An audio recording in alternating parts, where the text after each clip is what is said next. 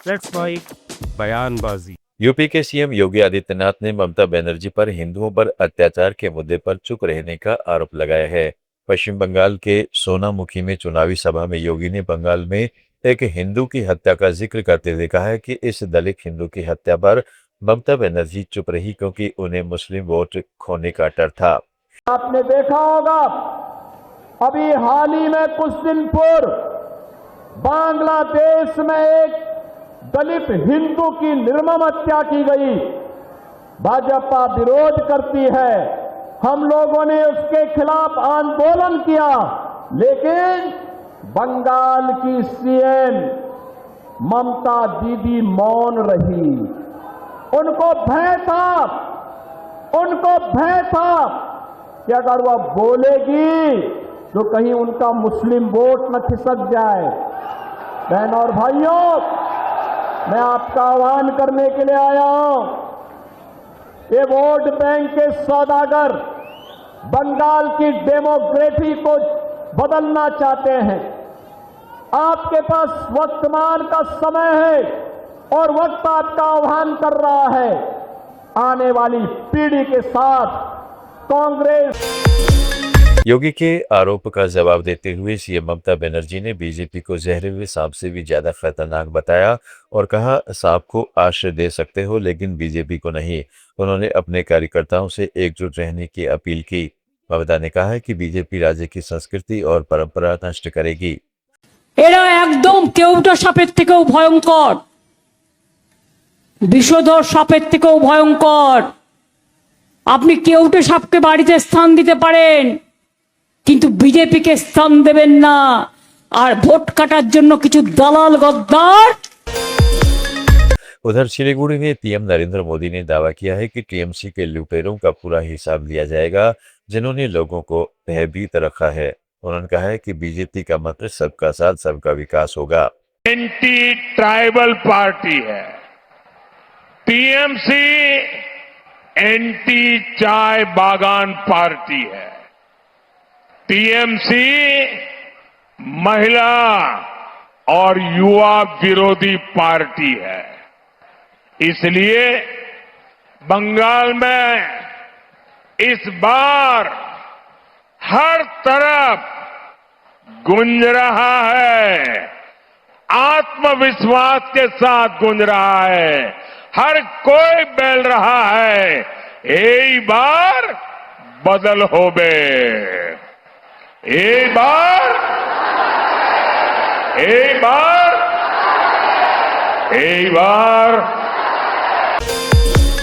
AIMIM प्रमुख असदुद्दीन ओवैसी ने पश्चिम बंगाल में विधानसभा चुनाव प्रचार के दौरान हुमायूं कबीर के साथ गठबंधन को तोड़ने की बात फिर से दोहराई है। उन्होंने कहा है कि हम अपनी पार्टी के उम्मीदवारों की कामयाबी के लिए आए हैं। यहाँ पर आए तमाम रैलियां कर रहे हैं, गृहमंत्री भी कर रहे हैं, क्या उम्मीदें हैं इस बार बंगाल की जनता से? इंशाल्लाह अच्छी उम्मीद है। हम अपनी पार्टी के कैंडिडेट्स की कामयाबी के लिए आए हैं और 3 दिन हम रहेंगे यहाँ पर। मेरे ख्याल से 6-7 विधानसभा उसमें कवर होंगे, फिर सेकंड फेज के लिए भी आएंगे। कोशिश कर रहे हैं, हमको उम्मीद है कि अब की बार हमको कामयाबी मिलेगी। सर, हुमायूं कबीर ने आज कहा है कि टीएमसी का साथ नीम का अंडरस्टैंडिंग है, इसीलिए इलेक्शन से पहले स्टिंग ऑपरेशन करके उनको बदनामी किया जा रहा है, आज कहा है। अब वो देखिए, हमको कभी इनसे जोड़ देते, कभी बीजेपी से जोड़ देते, कभी टीएमसी से जोड़ देते। अब ये किस किस से जोड़ेंगे नहीं मालूम मेरे को, मगर हम अपना काम करेंगे और हम हरगिज इस बात को बर्दाश्त नहीं कर सकते कि बंगाल के मुसलमानों की इंटेग्रिटी को कोई क्वेश्चन किया जाए। और यहाँ पर 50, 55, 60 साल से सेकुलर गवर्नमेंट ही रही है, मगर जो अल्पसंख्यक समाज मुसलमान की जो स्थिति है, जो खुद गवर्नमेंट का डेटा बताता है, वो बहुत खराब है, बुरा हाल है। एजुकेशन ले लीजिए, सोशली देख लीजिए, इकोनॉमिकली देख लीजिए। तो हमारा मानना है कि जब तक अल्पसंख्यक समाज के एक इंडिपेंडेंट पॉलिटिकल लीडरशिप नहीं होगी, ये जस्टिस उनको नहीं मिलेगा। हमारी कोशिश एक है कि एक मुस्लिम एजेंसी बने और मुस्लिम एजेंसी पॉलिटिकल एजेंसी बनेगी तभी तो अच्छा फायदा होगा। तो जॉइंटली कैंपेन का कोई संभावना है जी? जॉइंटली कैंपेन का किससे? हुमायूं कबीर के साथ। हम छोड़ दिए उनको, बोल दिया आपको, ताल्लुक ही नहीं हमारा भी। योगी आदित्यनाथ का राजस्थान के पूर्व मुख्यमंत्री अशोक गहलोत ने RGHS योजना को लेकर भजनलाल सरकार पर सवाल उठाए हैं। उन्होंने कहा है कि सरकार ने इस योजना को कमजोर कर दिया है। पहले राजस्थान हेल्थ मॉडल की पूरे देश में तारीफ होती थी, अब रिटायर्ड कर्मचारी परेशान हैं। इस दौरान गहलोत ने इंतजार शास्त्र का जिक्र करते हुए कहा कि सरकार को इसे सकारात्मक रूप में लेना चाहिए। वो अपने वक्त में जो बड़े बड़े काम हुए अधूरे पड़े हैं या पूरे होके खड़े हैं, आगे बढ़ नहीं रहा है, कॉलेज प्रारंभ नहीं हो रही मान लीजिए, या जो प्रोजेक्ट हमने दिए हैं एक से बढ़ के एक थे, तो हमने सरकार को ये मैसेज दिया है कि देखिए लोग कितने गुस्से में हैं लोगों को कि उनके क्षेत्र में बिल्डिंग खड़ी है और प्रारंभ नहीं हो रही है। तो इससे अच्छा तरीका कोई हो नहीं सकता, सकारात्मक तरीका। आलोचना तो हम लोग रोज करते ही हैं, करते जाएंगे। उनको उसको भी लेना चाहिए कि विपक्ष के लोग तो बात करेंगे, हमें तय करना के वास्तव में विपक्ष की बातों में कितनी सच्चाई है। अगर सच्चाई है तो उसको सुधार करें, सच्चाई नहीं है तो छोड़ दे उसको। ये तरीका होता है कि प्राइवेट वाले भी पीछे हट रहे हैं। दवाई की दुकान दवाई मिल नहीं रही है, रिटायर्ड कर्मचारी है या सर्विंग कर्मचारी है, MLA है, एक्स MLA है, पत्रकार भी है उसके अंदर, RGHS के अंदर। MLA को तो फ्री मिल जाती है क्योंकि वो तो MLA है, पता नहीं क्या हो जाएगा। तो वो प्राइवेट वाला मैं सुनता हूँ MLA से, सब पहले मना किया, उसके बाद में हमारी बात माननी पड़ी और हमारे इलाज शुरू हो गए, ऐसा मैंने सुना है। और दवाई मिलने लग जाती उसको तो, पर हर एक को मिलती नहीं है। तो कर्मचारी या जो रिटायर्ड कर्मचारी बेचारे, उनकी क्या बीतती है। अब इनको ये बातों का संवेदनशीलता ही नहीं है, ये सरकार संवेदनहीन है, ये कहना चाहिए। दौसा में गहलोत ने सिलिकोसिस बीमारी का जिक्र करते हुए बीजेपी सरकार को संवेदनहीन बताया है। उन्होंने कहा है कि कांग्रेस सरकार ने 2019 में देश की पहली सिलिकोसिस पॉलिसी बनाई, जिसमें इस बीमारी से मृत्यु पर 5 लाख रुपए का प्रावधान था। लेकिन भाजपा सरकार में नए कार्ड नहीं बन रहे, पुराने ब्लॉक हैं और अस्पताल में भर्ती मरीज भी लाभ से वंचित हैं। कितनी विधवाएं हो रही है, विधवाओं ने कितने आपके हमने हाथ खड़े किए, आप हम देख नहीं पाते हैं क्या हो रहा है पूरे इलाकों में। ये तो एक इलाका है, करौली में ऐसी स्थिति बनी है, जहाँ जहाँ माइनिंग होगा वहाँ आपको ऐसे मजदूर मिलेंगे। जोधपुर के अंदर ऐसी स्थिति है।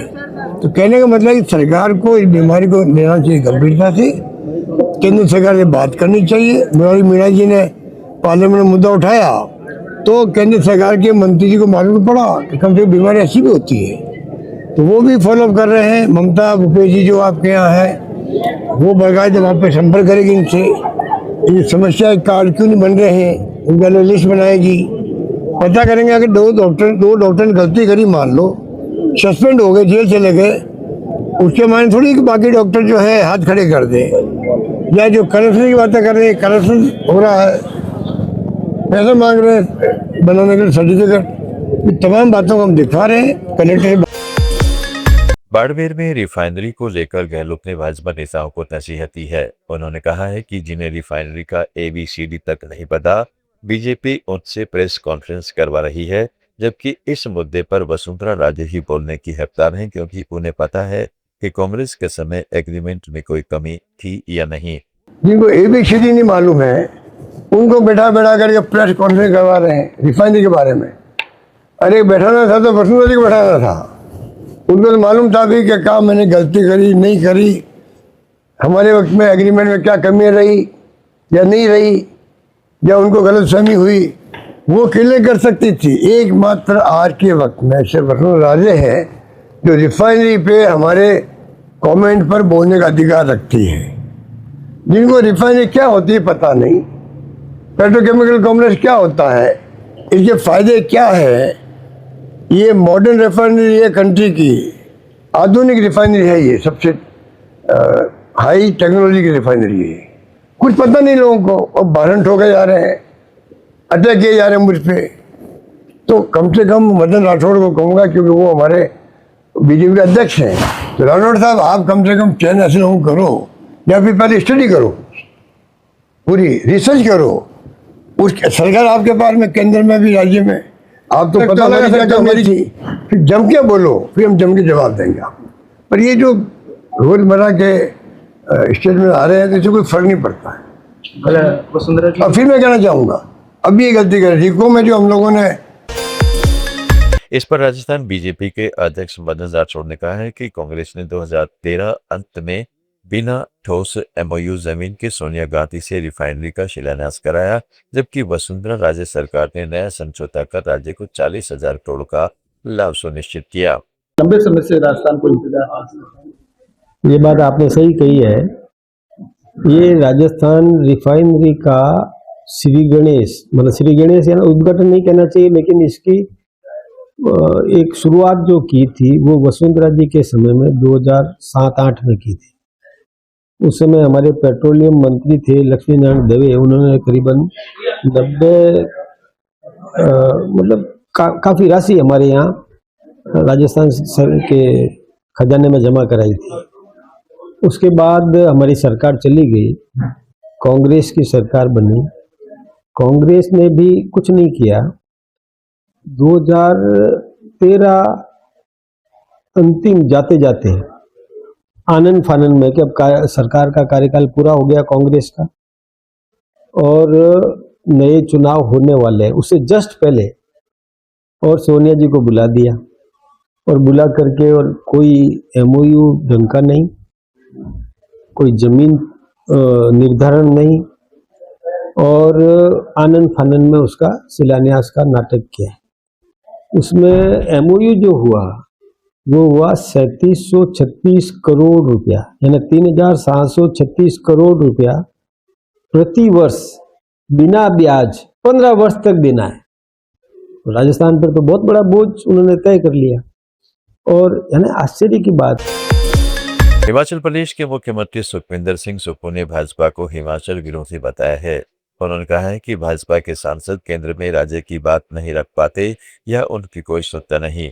उन्होंने पूर्व की बीजेपी सरकार पर भी फिजूल खर्ची का आरोप लगाया और कहा है कि करोड़ों की इमारतें बना ली जो खाली पड़ी हैं। इन रुपयों से कर्ज चुकाया जा सकता था।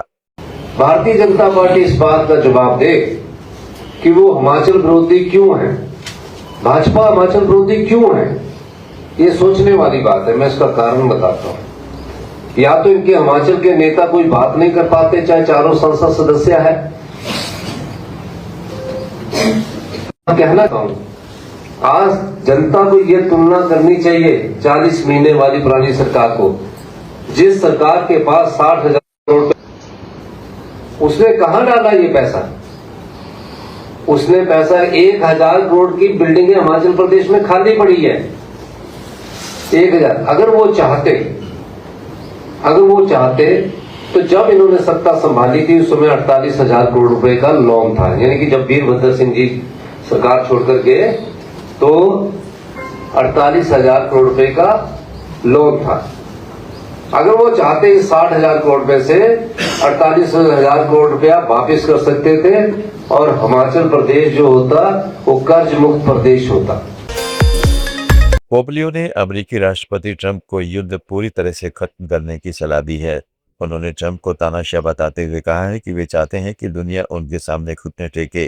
पोप ने कहा, शक्ति प्रदर्शन और युद्ध अब बहुत हो चुका है। It